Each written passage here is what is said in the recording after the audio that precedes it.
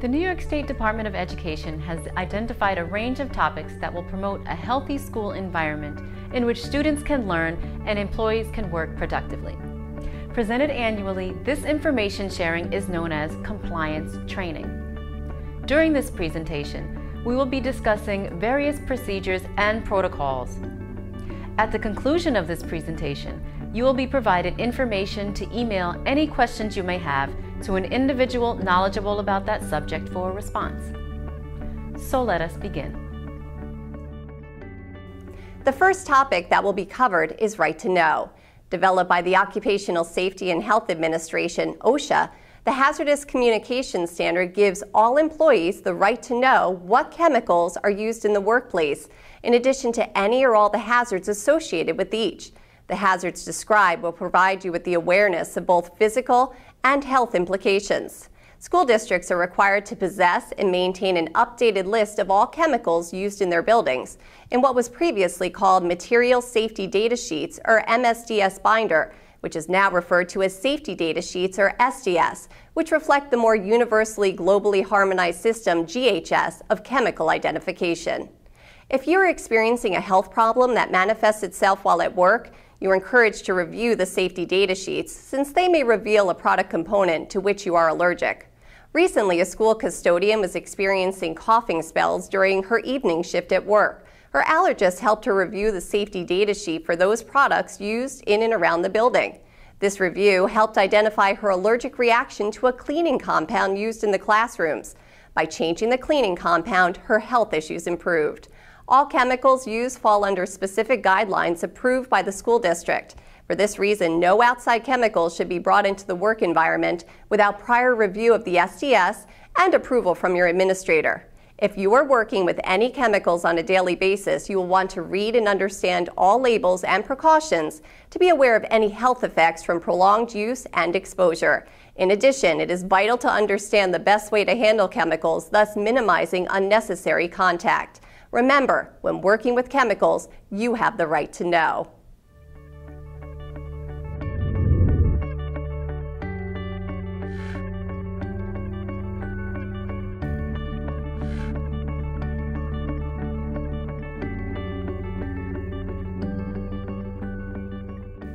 Our next topic is blood-borne pathogens. Employees may be exposed to a disease at work if they administer first aid, clean spills of body fluids, or otherwise come in contact with blood or body fluids. OSHA defines blood-borne pathogens as infectious microorganisms present in blood that can cause disease in humans. These pathogens include, but are not limited to, hepatitis B, HBV, hepatitis C, HCV, and human immunodeficiency virus, HIV, the AIDS-causing virus. OSHA has specifically identified potentially infectious body fluids for which universal precautions must be taken when encountered. The most common fluids are blood, saliva, vomit, and urine. If you find yourself in the position of being exposed to any of these materials, it is essential that you use universal precautions, which means that you should treat all exposures to blood or body fluids as if the material presents an actual risk of disease. In order to reduce or eliminate the hazards of occupational exposure to blood-borne pathogens, OSHA has mandated that an employer must implement and annually update an exposure control plan for the worksite with details concerning employee protection measures. Should you have any questions, consult your administrator and ask to see the exposure control plan. In implementing universal precautions when exposed to potential blood-borne pathogens, first and foremost, protect your hands with latex or non-allergenic gloves that are included in all first aid kits, which can be obtained from the school nurse or the building principal. Any cloth or paper towel used to clean the fluid and your latex gloves must be deposited in a plastic bag-lined container, which is to be closed securely and disposed of properly as medical waste. Remove the latex gloves so as to avoid any fluid coming in contact with your skin. Note that the gloves are folded off your hands in a two-step process that begins with folding the wrist portion of your glove towards your fingers and ends with their full removal by grabbing the interior of the remaining glove. Deposit all cleanup materials in a lined receptacle and contact a custodian for its removal.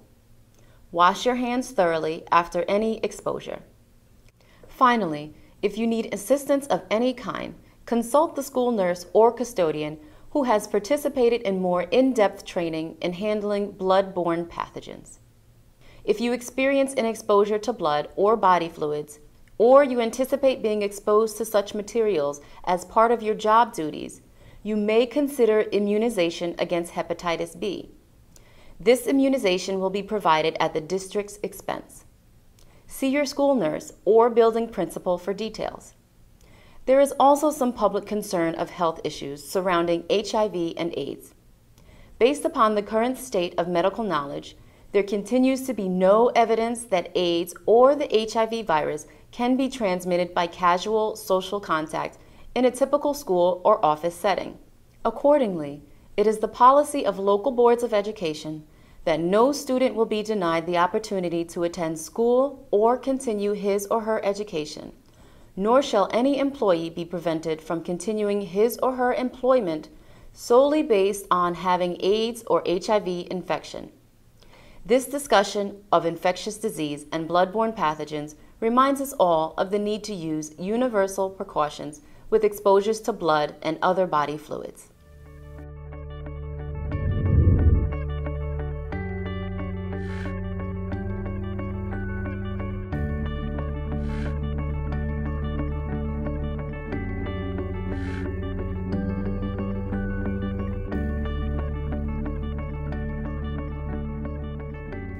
Let's address the issue of sexual harassment. Sexual harassment of students or staff is illegal behavior that harms victims and negatively impacts the school culture by creating an environment of fear, distrust, intimidation, and intolerance. In 1984, the Supreme Court defined sexual harassment as behavior that is sexual in nature, unwanted, and usually pervasive, yet a one-time event could qualify. The Supreme Court further identified two types of sexual harassment: quid pro quo, or something for something, and hostile environment. Let us initially discuss quid pro quo. The definition of someone who might be harassing another person is an individual with authority or power over that individual. For example, a supervisor or building principal who approves your vacation request only after you have agreed to rub her back. Or if approval of a request for classroom supplies is tied to an agreement to have a quiet dinner together. In other words, quid pro quo harassment can only take place when a person in authority uses that authority to extract a sexual favor from you. Many people are in the dual position of being a potential victim of quid pro quo sexual harassment while also being considered a person in authority because of a teacher-student or supervisor-supervisee relationship. Any employee working or having contact with children should be mindful that, though well-intentioned, their actions might be misinterpreted by students. Something as simple as checking a student's work can be misinterpreted.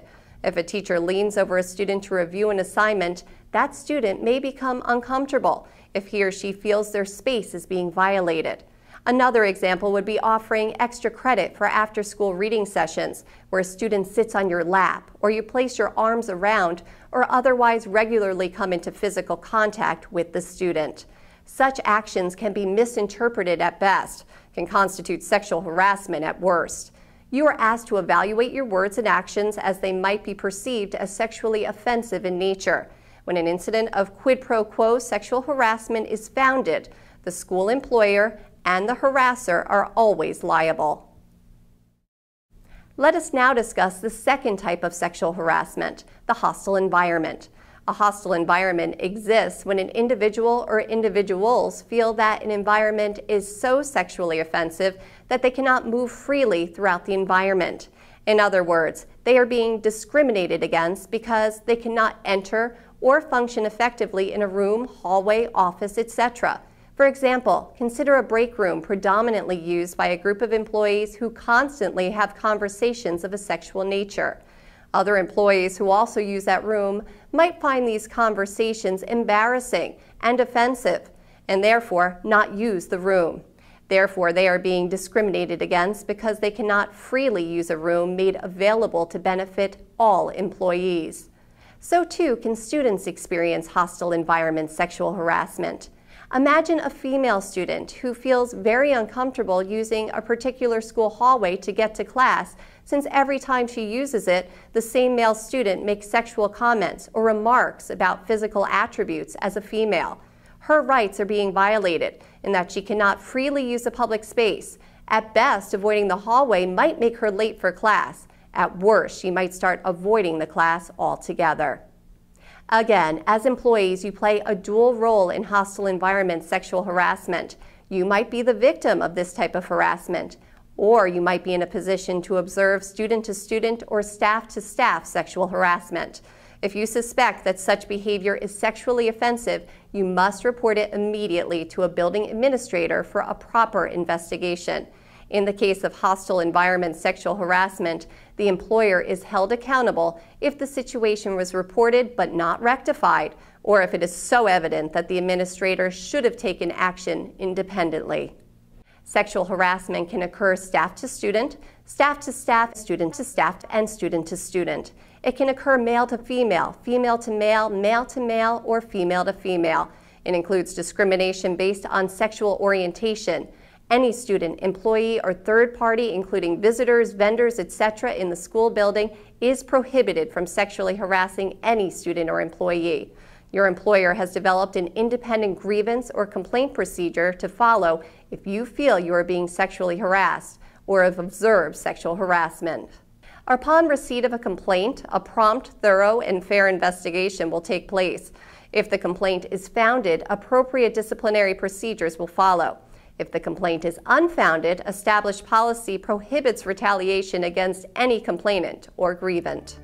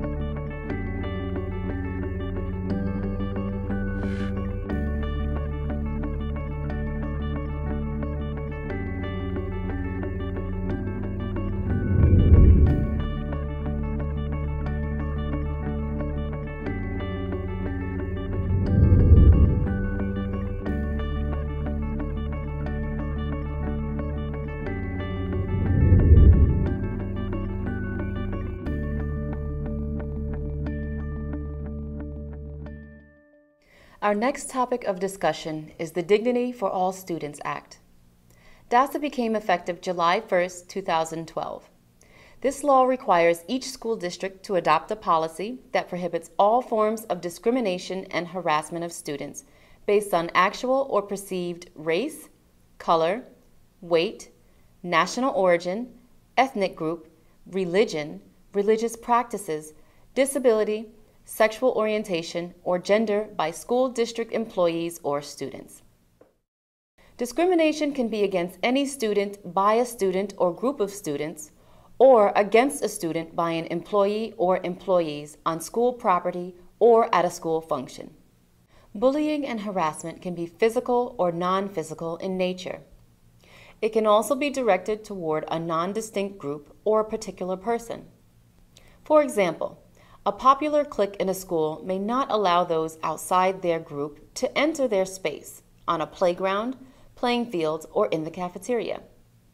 However, in many circumstances, bullying is directed at one specific person. For example, a girl new to a school balances her food tray as she exits the lunch line. She timidly approaches a group of girls at a table with an empty seat. One girl quickly shoves her handbag into the empty seat so as to discourage the girl from sitting with them. Physical bullying is more obvious but no less emotionally traumatizing. For example, a few boys are standing in a hall joking when they spot a smaller classmate walking toward them. One of the boys sticks his foot out and deliberately trips the boy. Then they all laugh as the boy pulls himself together and gets up and continues down the hall. DASA also requires school districts to designate at least one staff member in each building as the Dignity Act coordinator.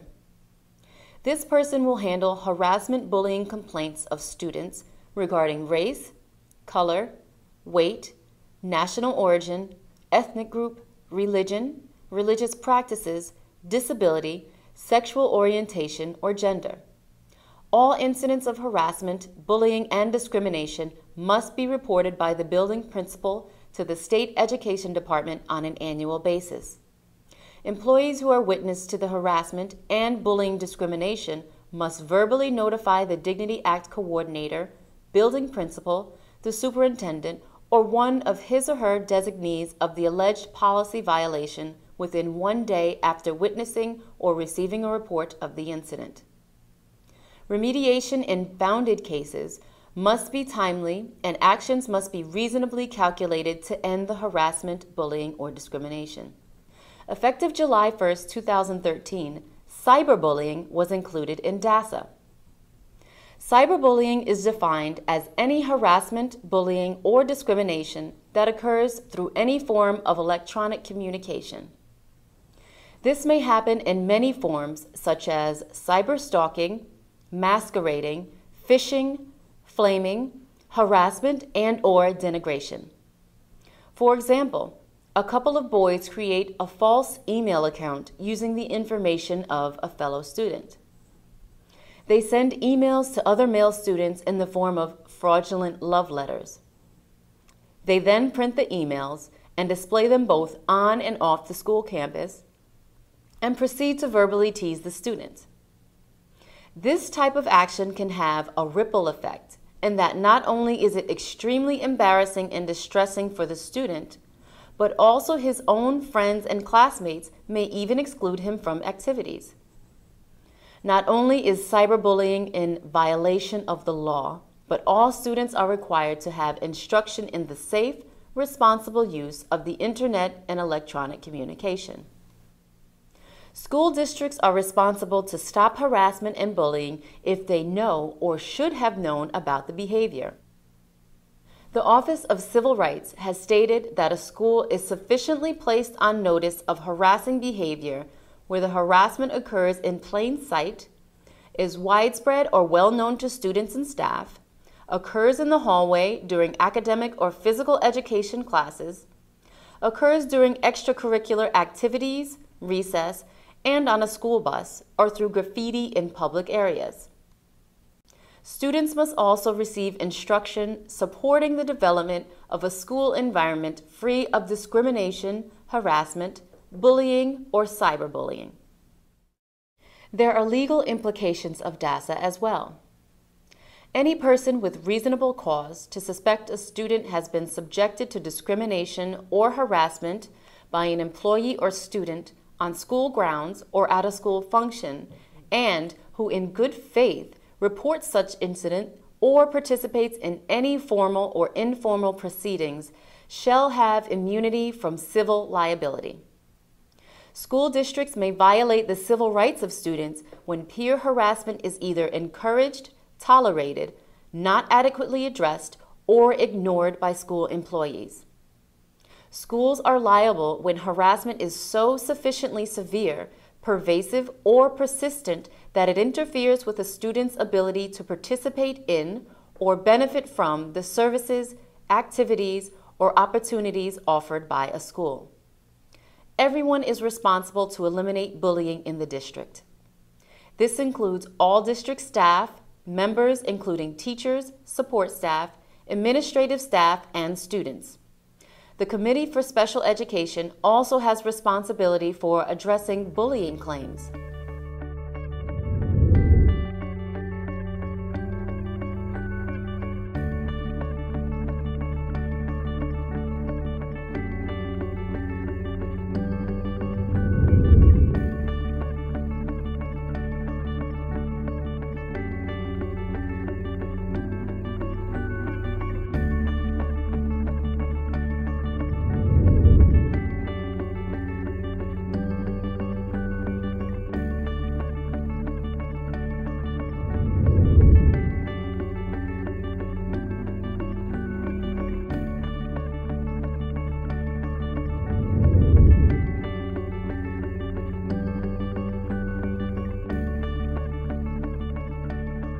At this time, please turn your attention to school safety issues.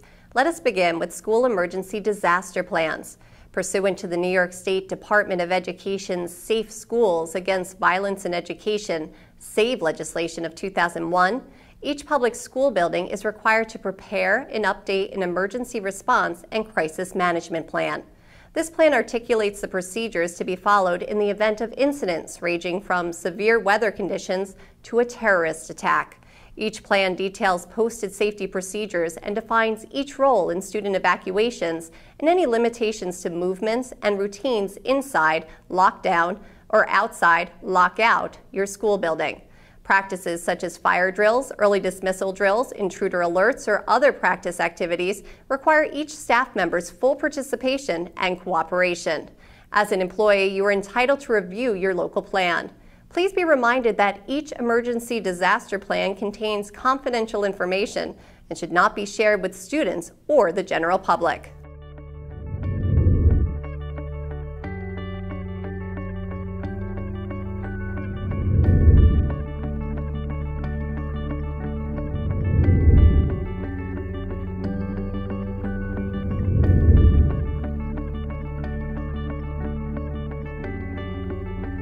The possibility of a bomb threat remains a clear danger for our schools. All school employees should be mindful of their surroundings and remain alert to suspicious packages or bags. If you notice a suspicious package or bag, immediately notify your building administrator or principal, who will initiate the appropriate emergency response. All staff and students must follow the directions of the emergency response team and any law enforcement or other authorized personnel. If you receive a bomb threat over the telephone, you should make every effort to identify characteristics of the caller. Is it a male or female? Did the caller have a discernible accent or other distinctive speech pattern? Did the caller seem agitated or calm? Were there any background sounds identifiable? Did the caller offer any clues as to where the bomb may have been placed or the time it may detonate? All of this information will be helpful to local law enforcement. Every employee should know the sequential dialing that will cause a telephone call to be traced. For example, dialing star and then a specific code may be applicable. In other words, star 69 or star 57 that allows law enforcement to retrieve the phone number. At the conclusion of the bomb threat call, you should immediately dial the sequence necessary to trace the call. Thereafter, contact your administrator, who must contact the superintendent's office to report the threat.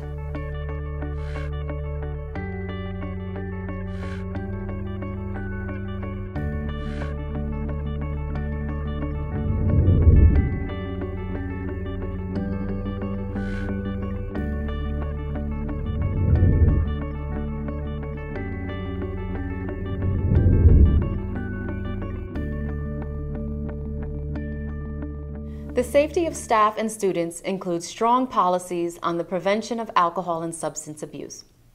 First, it is important to know that the possession, use, distribution, and/or selling of chemical substances and alcoholic beverages on school property is prohibited. Alcohol or substance abuse by employees interferes with the central mission of educating students. Therefore, appropriate discipline and referral for prosecution will be imposed on any individual who violates this standard. Having said that, it is important to recognize alcohol abuse and chemical dependency as treatable diseases. Employees who are so diagnosed are entitled to the same consideration that is extended to employees with other types of illnesses. However, when this dependency negatively impacts an employee's job performance, the employee has an obligation to seek and respond positively to treatment. The appropriate school official can furnish you a list of service providers in the fields of alcohol and chemical dependency. If an employee refuses or fails to respond to treatment and job performance continues to be affected, appropriate disciplinary action may take place. The confidential nature of the medical records for employees with alcohol or chemical dependency will be preserved, as are all other medical records.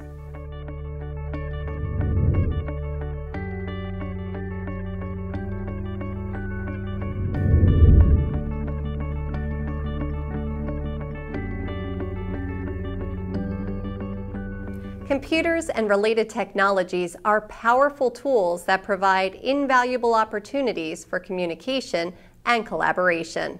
Effective use of these technologies requires an awareness of their benefits and risks, and an understanding of their appropriate use both inside and outside the classroom. Employers have adopted policies and procedures for the proper and effective use of computerized information systems. That includes independent use on school premises. All staff members are encouraged to utilize the computerized information systems available to them. The internet and email should be used to further the educational mission, goals, and objectives, to conduct research, and to communicate with others. When using these systems, you must abide by the terms and conditions of local policies, as well as state and federal laws and regulations. Information contained in student or staff databases is confidential and may not be shared with unauthorized persons. Individual passwords should never be disclosed. Unauthorized software should not be loaded, and inappropriate websites should not be accessed. Under all circumstances, computerized information systems must be used in a professional manner.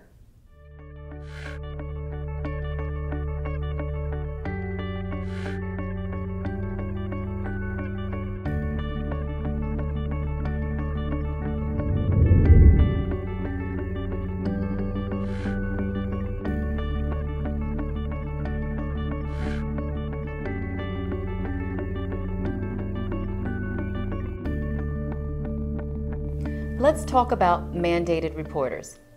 Certain professionals, including school physicians, nurses, teachers, administrators, licensed OTs and PTs, and others, are mandated reporters because they are required by law to report suspected child abuse or maltreatment to the New York State Central Register of Child Abuse and Maltreatment.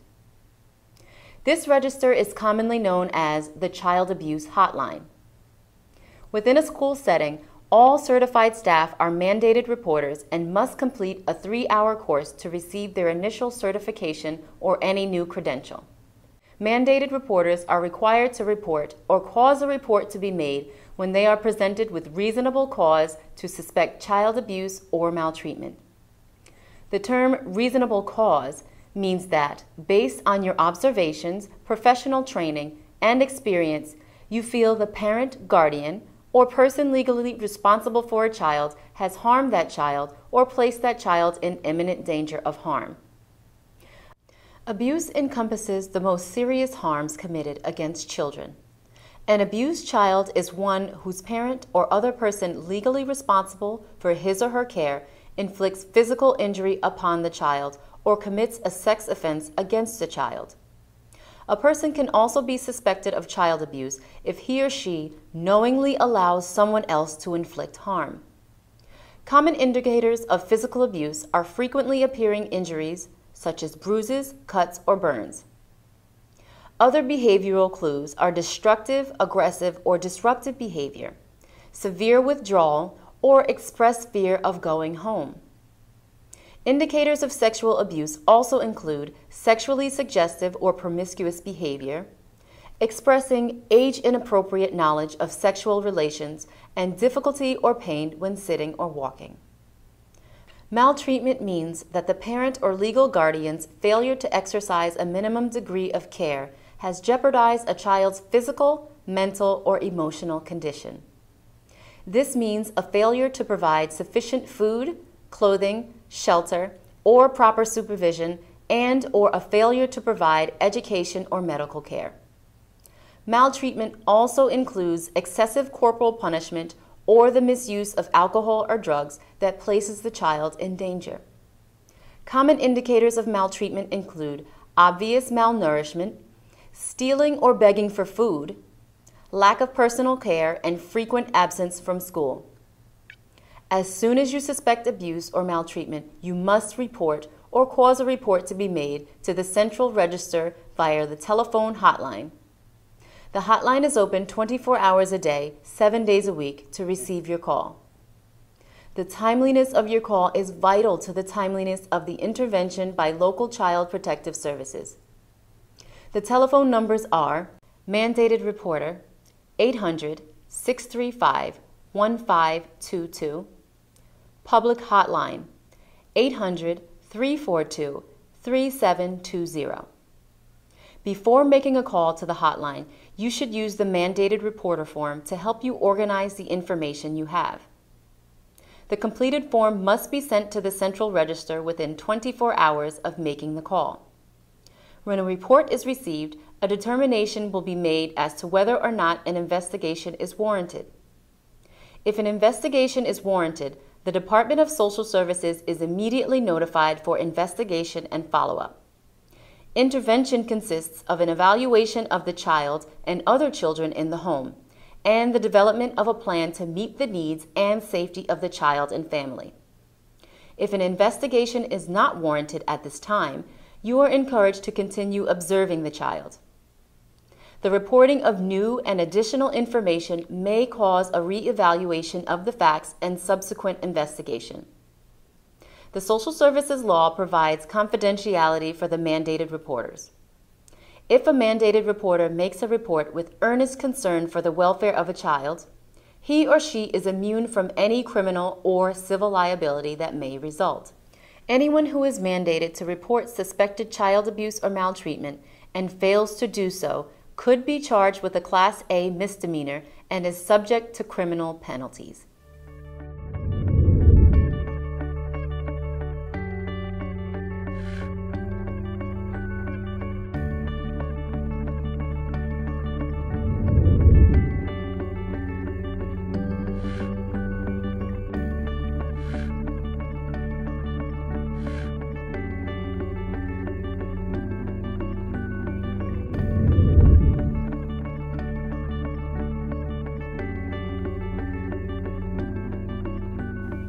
Our final topic of discussion is child abuse in an educational setting.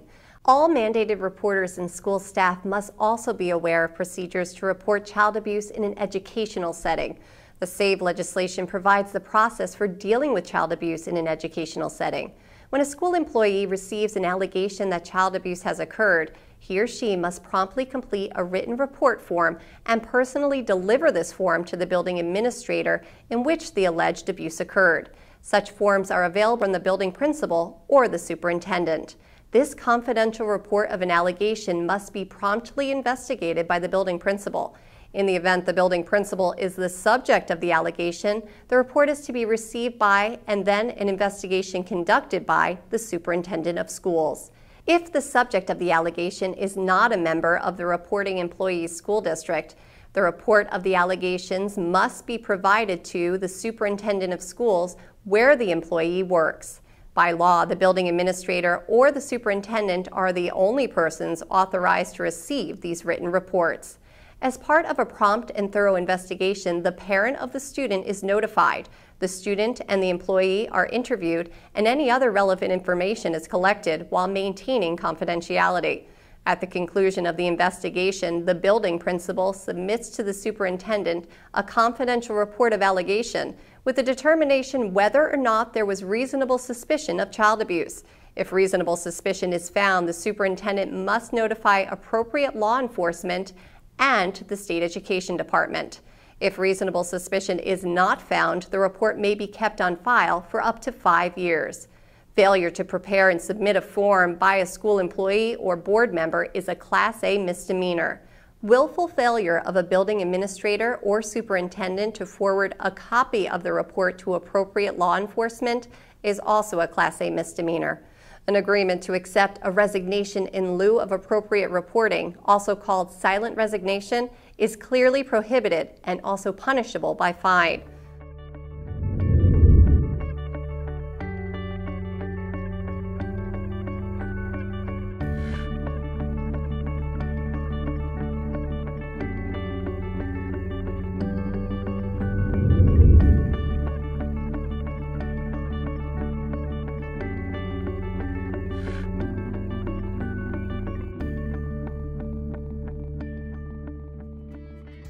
I hope you found this presentation informative.